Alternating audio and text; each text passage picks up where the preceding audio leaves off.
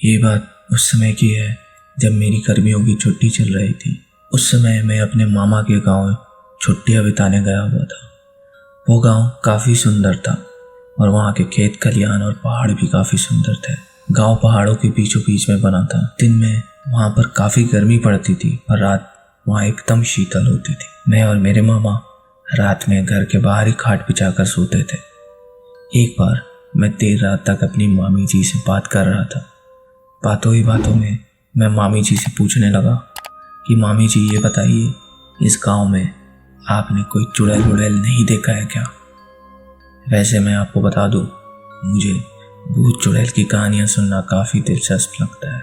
पर मेरी मामी जी बोली कि रहने दे, फालतू में तू डर जाएगा और रात को ढंग से सो भी नहीं पाएगा। पर मैं भी कहाँ मानने वाला था। मैंने भी जिद पकड़ ली कि कहानी तो आपको सुनानी ही पड़ेगी। मेरी जिद के आगे वो भी नतमस्तक थी। उन्होंने कहा कि इस गांव में बहुत सी चुड़ैलें रहती हैं पर किसी को दिखती नहीं। मैं बीच में ही बोल पड़ा कि जब किसी को वो दिखती नहीं तो फिर कैसे पता कि वो यहाँ रहती है? मामी जी बोली कि हाँ, किसी ने उन्हें देखा तो नहीं है पर फिर भी कुछ लोगों ने उन्हें महसूस ज़रूर किया है। मैं बोला कि क्या आपने उन्हें देखा या महसूस किया है? मामी जी ने हंसते हुए जवाब दिया, हाँ शायद।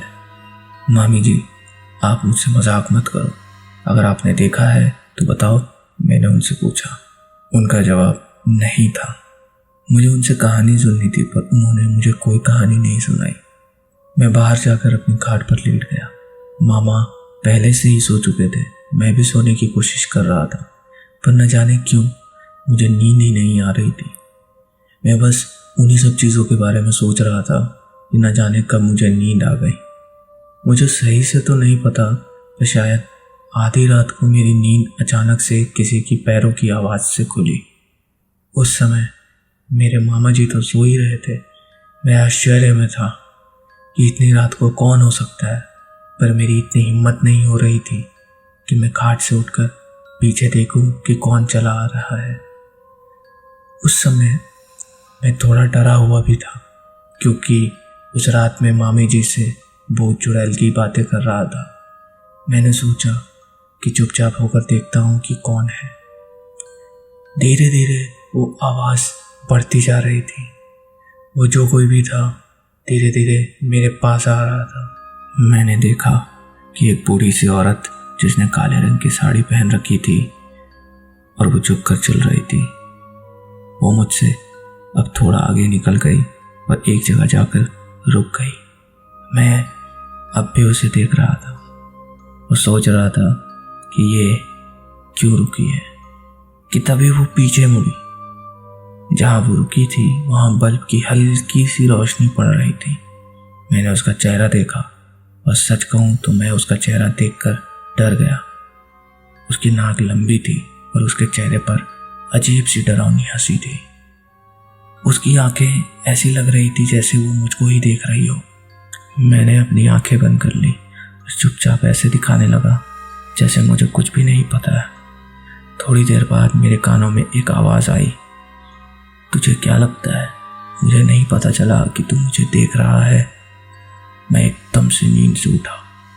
सुबह होने में अभी भी कुछ समय बाकी था। मैं बोला, भगवान का शुक्र है कि ये एक सपना था। दोपहर के समय गांव के ही एक घर में लोगों का जमावड़ा लगा हुआ था। सब लोग चिल्ला रहे थे कि इस पर चुड़ैल आई है। मैं भी उनकी ही भीड़ में खड़ा था।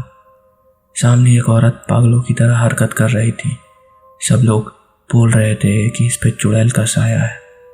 कोई कह रहा था कि रात को ये बाहर पेशाब करने गई थी फिर लौटी ही नहीं।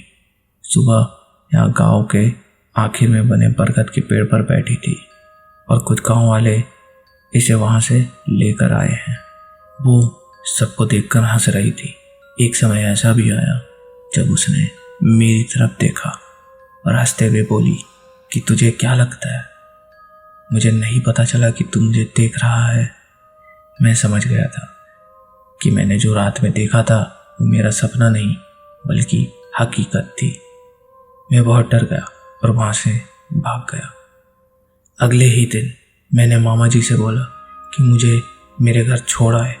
मुझे नहीं पता कि वो औरत कौन थी, वो मुझे क्यों दिखी, वो मुझसे क्या चाहती थी। मुझे नहीं पता उस गांव की औरत के साथ उसने क्या किया, पर अब भी मैं उस रात के बारे में सोचता हूँ तो डर जाता हूँ।